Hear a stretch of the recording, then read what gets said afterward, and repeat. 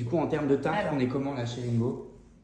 Donc, bah, tu vois qu'il y en a quand même pas mal. Hein, Ouais. alors, il y en a pas mal, et puis il y en a surtout sur les dents qui sont très importantes. Ok. Puisque la canine, elle est hyper importante. C'est elle qui stabilise notamment la mâchoire, tu sais, dans le mouvement de fermeture. Ok. Ça vient fermer comme ça, donc ça évite que ta mandibule, là, elle bouge de partout.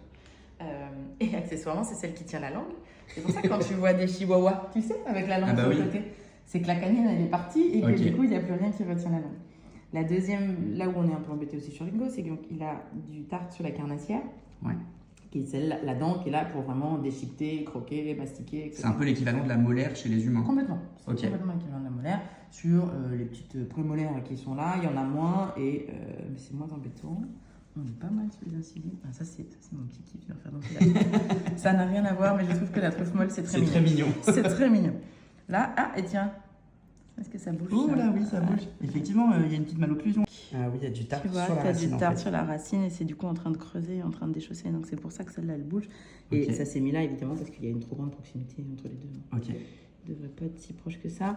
Le problème chez nous, veto, c'est que quand ça bouge, il faut enlever. Ok. Parce que tu le sais, ça se refixera Bah oui. jamais. Ouais. Et qu'en revanche, ça crée des interstices dans lesquels se mettent les bactéries, etc. Donc ça va forcément faire, de la douleur, des problèmes. Ok. Enlever une dent chez un chien ou chez un animal en général, c'est pas très grave?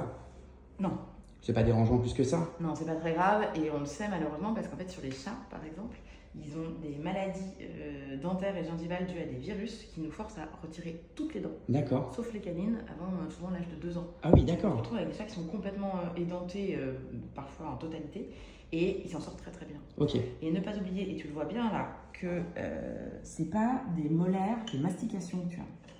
Nous, on a des belles tables d'écrasement comme les vaches qui sont là pour broyer les aliments. Là, c'est juste pour déchiqueter.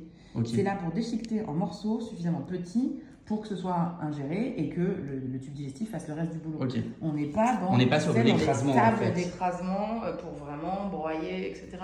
Donc c'est vrai que aujourd'hui, déchiqueter de la croquette, ils s'en sortent. Oui. Et ils en ont moins besoin que s'ils chassaient des proies. Surtout que comme on est sympa, on les mouille un peu les croquettes. Ah oui, donc si tu veux, même si on va lui laisser sa molaire, mais si je devais lui enlever, je pense qu'il survivrait dans ce monde hostile.